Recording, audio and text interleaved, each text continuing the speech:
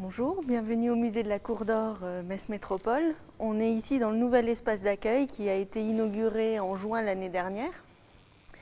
Et comme vous pouvez le voir, cet espace a eu plusieurs fonctions au fil des siècles.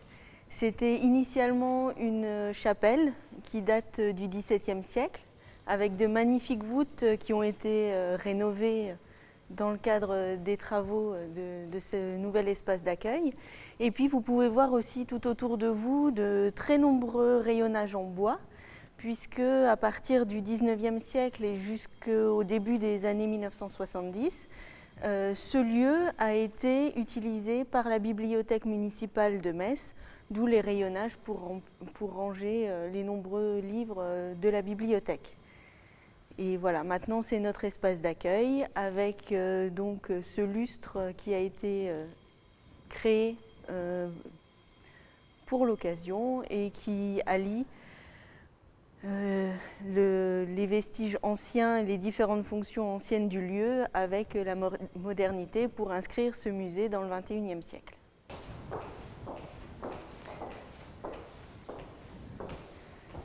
Donc voici l'un de nos vestiges de la période gallo-romaine avec une mosaïque qui a été découverte à Metz.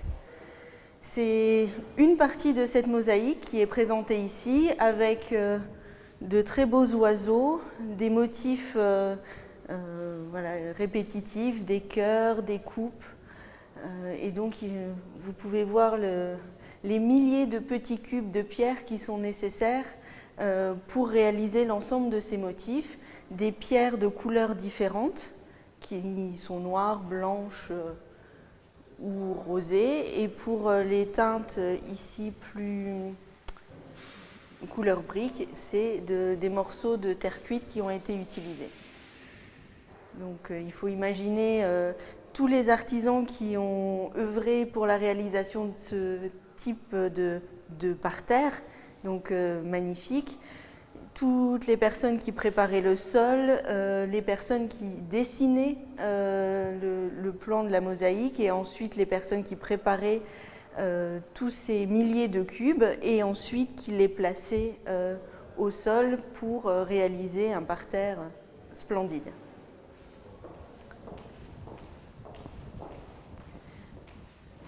Un petit point historique sur Metz et sa position dans l'Empire romain. Donc Metz se situe ici, s'appelait Divodurum Mediomatricorum. Mediomatricorum puisque Metz appartenait à la cité, au territoire des Médiomatriques. Ce territoire, on le voit ici avec les pointillés, s'étendait de la Meuse, de l'Argonne jusqu'au Piémont vosgien. Et donc c'était un territoire beaucoup plus grand que par exemple l'actuelle Moselle. Et Metz était un carrefour stratégique, carrefour routier, puisqu'il y avait une voie ouest-est qui permettait de relier Paris à la frontière de l'Empire romain, au niveau de Mayence, etc. Et aussi une route nord-sud qui permettait aussi de relier la mer Méditerranée en passant par Lyon, Metz et jusqu'à Trèves et la frontière de l'Empire romain. À cela s'ajoute une situation de carrefour fluvial puisque vous avez ici la Seille qui vient se jeter dans la Moselle à la hauteur de Metz. Donc Metz est en situation de confluence entre la Seille et la Moselle et la zone de la Seille permettait l'acheminement du sel qui était une denrée indispensable durant l'Antiquité pour la conservation des aliments. Donc Metz était vraiment un carrefour stratégique, routier et fluvial, et ce qui a permis le développement économique de la ville dès l'Antiquité.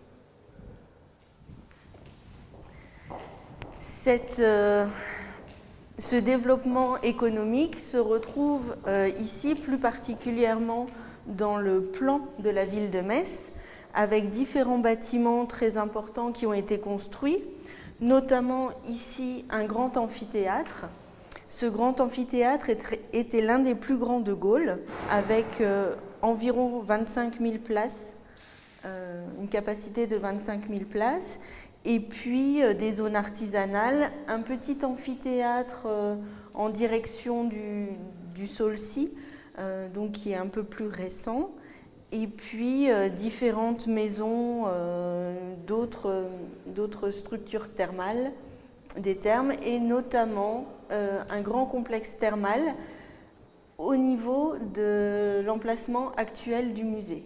Et ces thermes ont pu être découverts lors de l'agrandissement du musée au début des années 1930. Et si vous voulez bien me suivre, on va aller voir ces vestiges.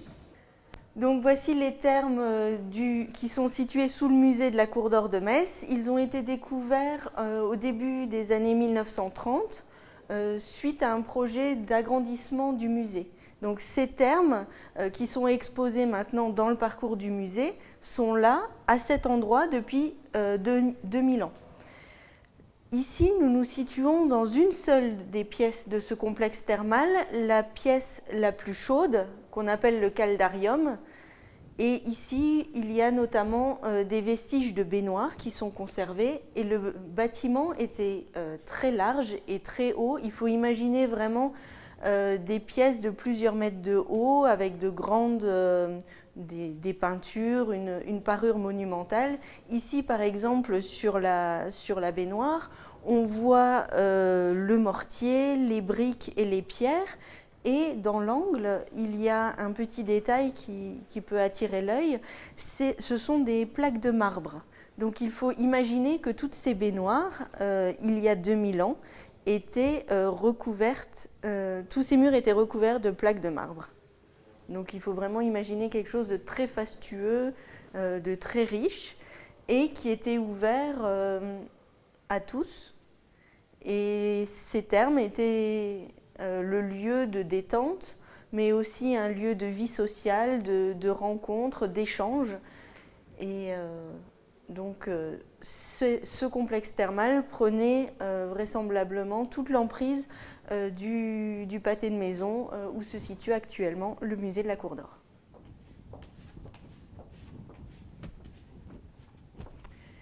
Ces thermes nécessitaient beaucoup d'eau. Et l'eau provenait de l'aqueduc de Gorze, donc situé à une quinzaine de kilomètres de Metz. Et l'ensemble de ce complexe thermal, qui est une richesse de la ville de Metz, va faire l'objet dans les prochaines années d'un programme de restauration et de mise en valeur que vous pourrez découvrir d'ici quelques années. On est ici dans la salle de la vie quotidienne gallo-romaine. Autour de nous, de nombreuses stèles funéraires, donc des monuments funéraires, ont été retrouvés à Metz et dans la région. Et sur ces stèles funéraires, les gallo-romains se sont représentés dans des activités de leur vie quotidienne, que ce soit artisanale ou ici, une scène de repas. Donc cette scène de repas est divisée en deux registres. Sur le registre supérieur, on voit des adultes qui sont assis sur des coffres en bois ou sur des meubles en bois et non pas couchés comme on peut l'imaginer de la mode à la romaine. Et ils sont en train de manger sur une table basse avec un plat, sûrement en métal, et une volaille sur le dessus. À droite, il y a un certain nombre d'ustensiles liés au rituel du vin. Donc une passoire, une cruche, un gobelet, et puis en dessous une lampe à huile. Sur la partie basse, on a des personnages qui sont plus petits. Il s'agit soit d'enfants, soit d'esclaves en fonction des travaux de recherche et des interprétations. Et ils mangent tous dans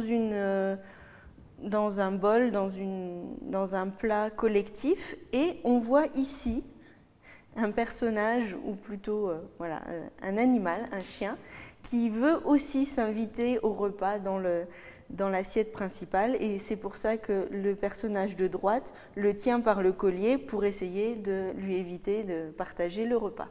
Et on peut voir ici aussi que le repas est accompagné de musique avec une flûte double, et puis qui est jouée donc avec deux tuyaux en parallèle. Au niveau de la vaisselle, vous avez ici des exemples archéologiques donc, qui ont aussi été trouvés en fouille. Et donc vous voyez ces passoires en alliage cuivreux, donc en laiton ou en bronze, donc percées, et ça fait de jolis dessins. Et puis aussi des cruches et des récipients en verre. Le verre n'était pas, la matière première ne pouvait pas être produite sur place, mais il était possible d'importer des pains de verre et que des artisans locaux ensuite transforment ces lingots de verre entre guillemets en objets finis. Ici, vous avez la victoire, une victoire qui a été découverte au Sablon à la fin du XIXe siècle. Donc, on connaît généralement la victoire de Samothrace qui est conservée au Louvre. Ici, vous avez une femme ailée, symbole donc d'une victoire qui est représentée sur un globe, et on peut admirer notamment les drapés de son costume. Ici, nous sommes dans la salle liée au monde des morts, donc avec des stèles funéraires donc de différents types. Et notamment cette urne funéraire ici qui est très, très particulière puisqu'elle est faite en onyx. Donc l'onyx est une pierre semi-précieuse qui a été probablement importée d'Égypte. Et il faut bien se rendre compte que cette urne est faite d'une seule pièce. Donc c'est un seul bloc de pierre qui a été sculpté et vidé pour donner cette urne funéraire. Et donc il faut bien s'imaginer aussi que ce n'était pas n'importe quel habitant qui pouvait se payer ce genre d'urne pour contenir ses cendres. Un objet aussi particulier, donc toujours une stèle funéraire, donc une pierre tombale qui est très, très imposante et qui représente 3 personnages, une femme, un enfant et un homme. Donc grâce à cette stèle et à cette représentation très précise, on peut voir les visages, les coiffures, la mode de l'époque avec la barbe, les cheveux frisés pour les hommes. Les tenues, et grâce à l'inscription qui est sur la partie supérieure de la stèle funéraire, on peut découvrir l'identité de ces personnages.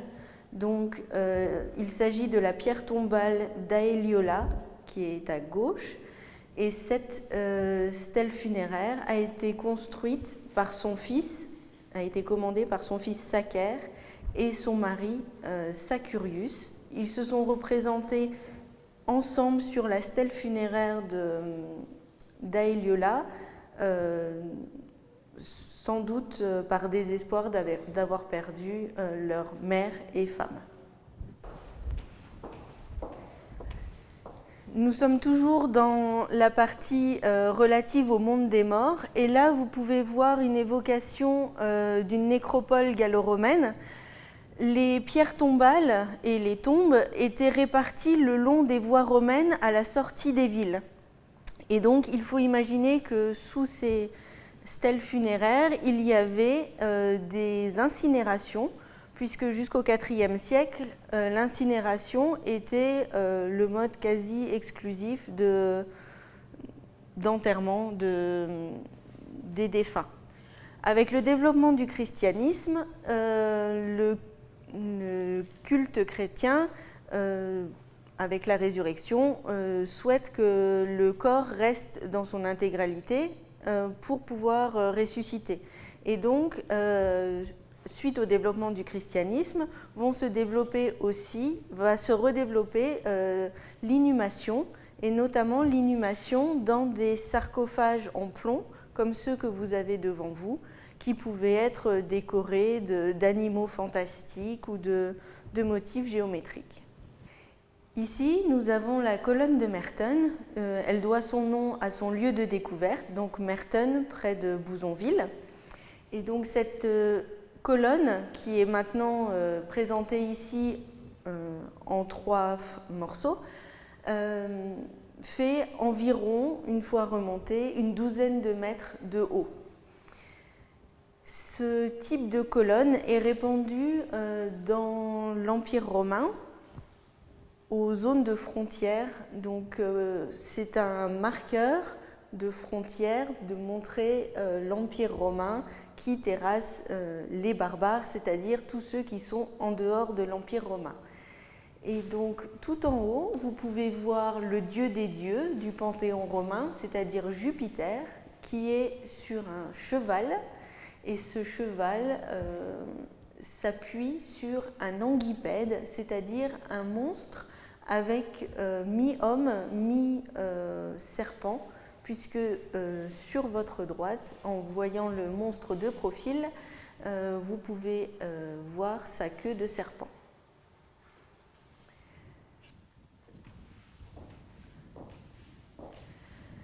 Les Romains et les Gallo-Romains de Metz vouaient un culte à de nombreux dieux et ce qu'on appelle du syncrétisme, c'est-à-dire des dieux d'origines diverses.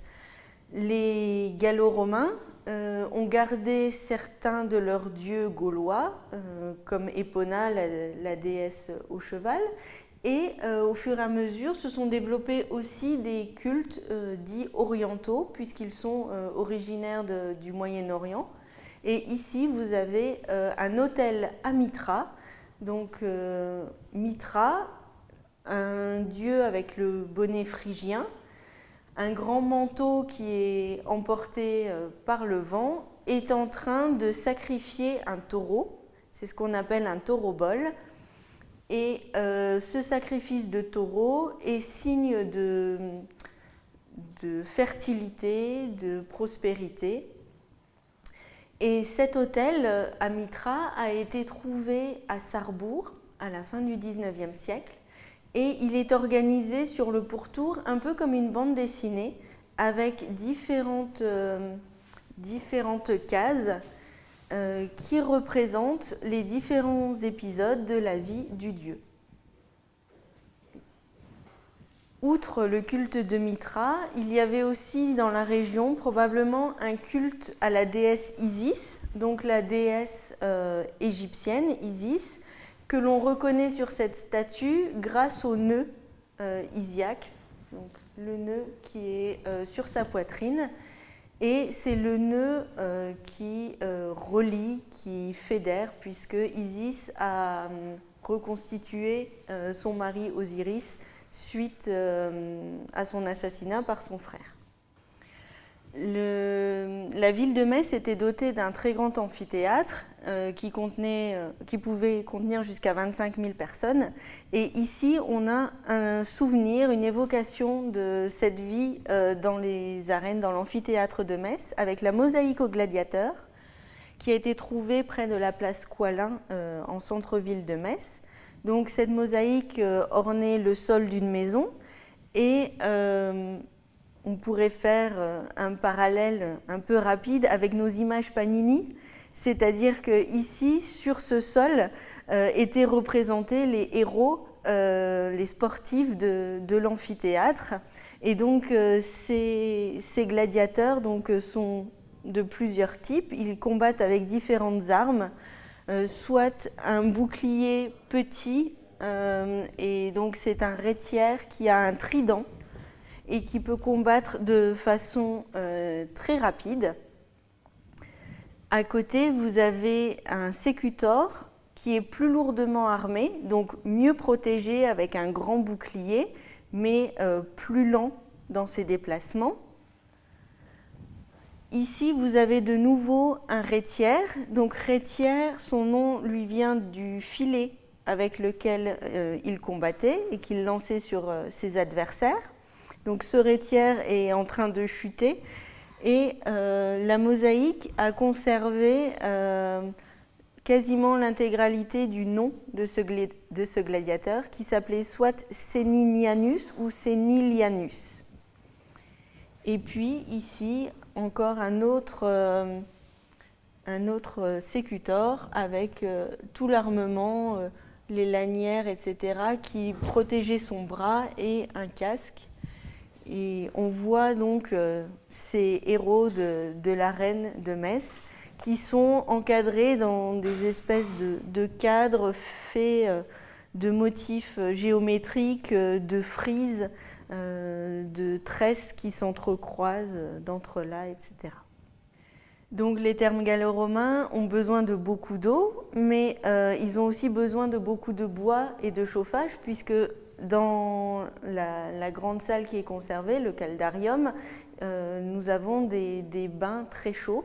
Donc ici, vous avez une évocation du système de chauffage qu'on appelle par hypocauste, c'est-à-dire qu'il y avait un foyer et que l'air chaud circulait entre les pilettes de briques et chauffait le sol, mais aussi les murs, puisque les fumées étaient évacuées par des cheminées intégrées aux murs et chauffaient également les murs. Et donc là, vous avez aussi d'autres vestiges des thermes gallo-romains qui constituent l'une des 3 collections du musée de la Cour d'Or. Et la semaine prochaine, je vous propose de découvrir le Moyen-Âge avec les vestiges conservés aussi au musée de la Cour d'Or.